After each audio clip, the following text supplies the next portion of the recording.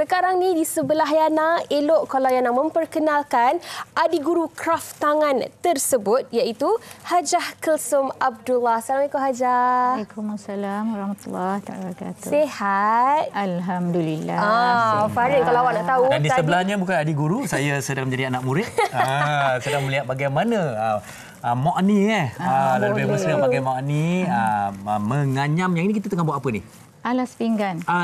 Alas pinggan macam ni. Tengok ni. Yang ni kan Mak Ni ke? Ya, Clara. Memang sangat-sangat cantik sebenarnya. Dan kalaulah Mak Ni boleh kongsikan juga kan. Sejak bila Mak Ni mula menceburkan diri dalam bidang kraft tangan menganyam mengkuang ni? Saya mula mencebur dalam bidang anyaman ni pada 1974. Wow. Agak lama lah. Tapi itu daripada orang tua, daripada turun-menurun, daripada nenek lagi. Sekarang ni saya generasi ketiga lah.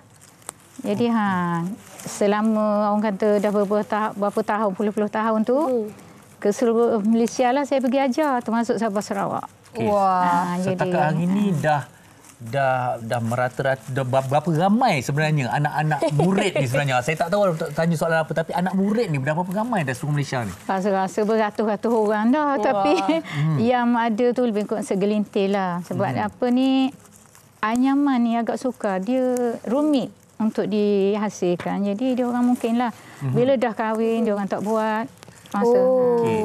Sambil-sambil Yana menyenayat buku orang kata daripada Mak Ani ini sendiri. Kalau kita lihat sebenarnya, ini apa yang membuatkan saya sangat-sangat kagum sebenarnya. Selain daripada apa yang dipaparkan oleh Yana, bagaimana proses pembuatan, jenis-jenis kelarai dan sebagainya. Ini dari A to Z tau, Fahrin. Apa yang ada dalam buku ni, dari proses pembuatannya, pemilihannya, pelayurannya, lepas tu mewarnakan dia, dan bentuk-bentuk ataupun jenis-jenis kelarai yang ada, semuanya ada dalam buku Mak Ni. Alang-alang Yana menyebutkan tentang itu, apa kata kita kongsikan dengan para penonton sebenarnya, Mak Ni, bagaimana sebenarnya, kenapa orang kata benda ni sangat mudah, sangat senang, tapi untuk benar-benar dihargai, ceritakan seberingkas bagaimanakah proses penghasilan karya ataupun kraft mengkuang ni? Dia pada mula peringkat awal, kita proses daun mengkuang tu, dia makan masa 1 minggu. Kalau kita betul-betul proses tak menjadi, dia akan repuk, dia akan patah. Jadi proses daun permula awal kita kena jaga. Lepas proses awal, kita menggunakan pewarnaan. Pewarnaan tu kira melibatkan pengetahuan kita lah. Kalau kita nak campur satu-satu warna ni, kita kena olah. Kita tak boleh warna kuning-kuning. Kalau kita nak campur merah, kita jadikan orange dengan pink. Hitam kena campur. Dia banyak color. Lepas tu proses menganyam. Proses menganyam, dia tengok pada bahan. Kalau bahan tu elok diproses, barang kita akan jadi elok. Dia tak jadi patah-patah. Maksudnya dia lembut. Ya. Dia orang kata elok lah dia punya tekstur dia. Dan tadi saya juga sempat bersembang dengan Mak Ani, tanya dari segi penjagaan mengkuang ni macam mana. Mak Ani kata ada yang boleh digunakan berpuluh-puluh tahun. Syarat dia jangan kena cahaya matahari sahaja. Betul tak Mak Ni? Ya, saya. Kalau tertumpah air sekalipun, kita lap tu, betul keringkan je bawah kipas. Jangan pergi jemur kat bawah cahaya matahari. Itu yang akan mencepatkan proses merosakkan mengkuang. Itulah ya. Di hadapan ini juga yang menarik perhatian saya adalah beberapa alat. Mungkin Mak Ni boleh kongsikan dengan kita tentang alat-alat ni. Silakan. Alat-alat ni sebenarnya apa ni semua ni? Ini dipanggil jangka. Jangka ni menentukan saiz yang kita nak. Jadi yang ayah Mak Ani selalu buatnya jangka halus. Mengkuang yang halus ni yang halus. Kita tunjuk dekat kamera jap. Ya, 1 mm. Yang ni untuk yang halus lah. Yang paling halus. 1 mm. Yang ni untuk dompet ni kan, silik supit ni yang ni. Yang besar nyaman tulang tu 1 cm. Saya pula satu-satunya jangka yang saya tahu adalah jangka hayat. Tapi kan Mak Ni, saya sebenarnya tertarik nak berkongsi dengan penonton semua. Tunjuk Yana, betul. Tika ni, tapi memang tika cantik. Ni bukan sebarang tika. Dia bukan macam yang tika yang Fahdi tunjukkan yang kita mulakan siaran tadi di bawah tu. Tetapi tika ni, ya Allah, kalau kamera boleh zoom sikit. Ikut sini. Balik. Terbalik tu. Terbalik. Yang sini. Ya, mari. Betapa halusnya dan lembut dan ringan sangat-sangat tika ni. Mungkin Mak Ni boleh kongsikan ada berapa banyak kelarai sebenarnya di tika ni? Dah lah halus ni. Dia yang paling uniknya, anyaman kelarai mengkuang kita ni, kita boleh buat motif tu ada dalam 48 jenis. Itu unik kitanya, anyaman kita. Jadi dia berbeza dengan anyaman yang buluh, rotan. Dia anyaman pandan, dia lembut. Jadi kita boleh buat satu tikar ni, kita boleh olahkan dalam 20 jenis bunga. Okey, yang ada pada tikar ni apa je? Yang ada sini dalam 7 jenis bunga je lah. Okey.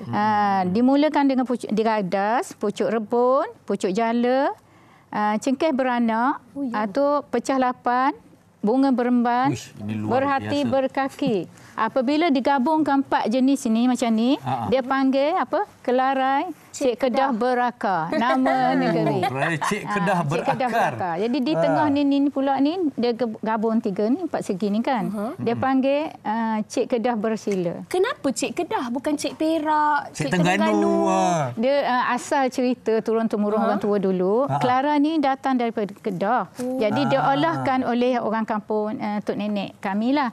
Dia jadikan, dia ambil lah negeri tu. Jadi kami ada juga nama Clara Mokmek. Tapi tak bawa di sini. Ya, Clara Mokmek. Kenapa dia beri gelaran Mokmek?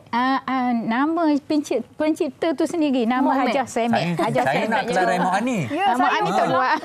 Mok Ani ni sambung je. Sambil kita berbual. Okey, sebenarnya saya daripada tadi tertanya juga. Okey, kalau bagi mereka setengah orang yang mereka setengah kelarai ataupun corak, dia mesti dah lukis dulu baru dia akan anyam. Jadi bagi para penganyam lah, untuk dapatkan macam ni, dia tengok saja dan kemudian menganyam ataupun dia dah ada macam alat pattern ataupun dia punya dia sekarang ni kalau dia tak boleh lukis.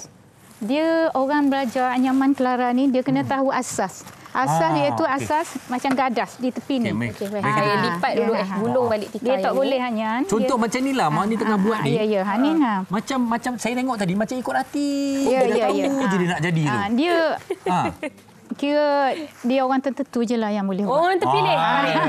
Insan terpilih. Dia tak boleh semua buat sebab dia bilang dikira ni.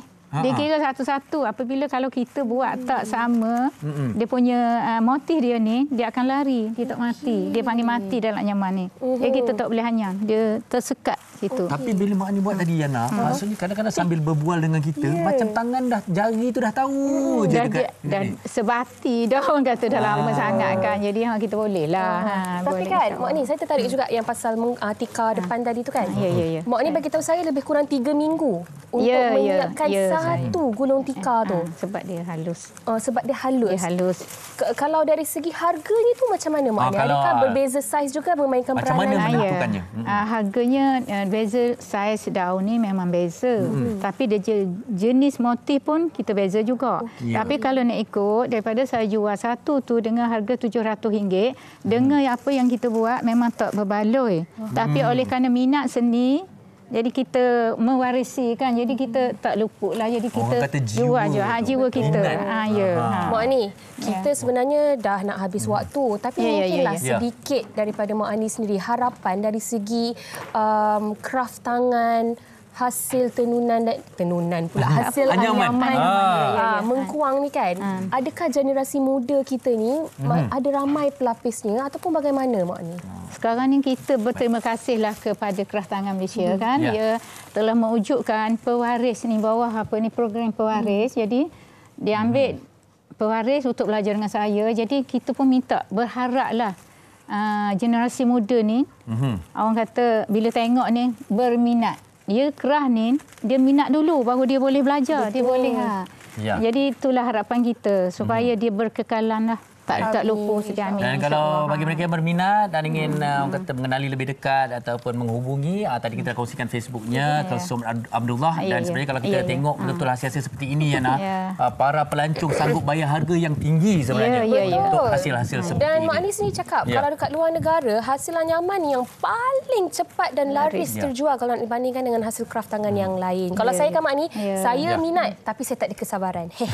Baik, sekali lagi ucapkan terima kasih kepada Hajah Kalsum Allah terlebih mesra dengan panggilan Mak Ani kerana bersama dengan kita di Wanita hari ini.